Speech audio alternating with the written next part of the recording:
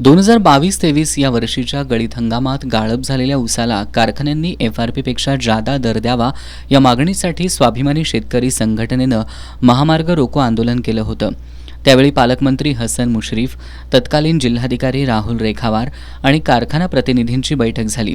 त्या बैठकीत प्रतिटन 3,000 रुपयांपेक्षा जादा दर दिलेल्या कारखान्यांनी प्रतिटन 50 रुपये तर 3,000 रुपयांपेक्षा कमी दर दिलेल्या कारखान्यांनी प्रतिटन 100 रुपये जादा द्यावेत असा तोडगा निघाला। त्यानंतर 23-24चा हंगाम संपून नव्या हंगामाची तयारी सुरू झाली, तरी अद्याप कारखान्यांनी शेतकऱ्यांना जादा दर दिलेला नाही।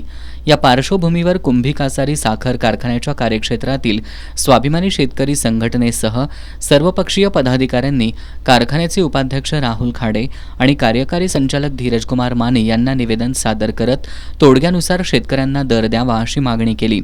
यावेळी बाजीराव देवाळकर, पांडुरंग शिंदे, ज्ञानदेव पाटील, उत्तम पाटील, संचालक ॲडव्होकेट बाजीराव शेलार, अनिश पाटील, विलास पाटील, किशोर पाटील, रंगराव कळके, बाजीराव पाटील, गुणाजी शेलार, कुंडलिक केंबळेकर, केशव पाटील, विष्णू राऊत आदी उपस्थित होते। दरम्यान कार्यकारी संचालक धीरजकुमार माने यांनी कुंभी कासारी सहकारी साखर कारखान्यानं 2022-23च्या हंगामात प्रतिटन 3,150 रुपये दर दिला असून कारखाना 50 रुपये देणे लागत नाही असं सांगत याबाबत जिल्हाधिकाऱ्यांना सुद्धा कारखान्यानं लेखी कळवलं असल्याचं सांगितलं।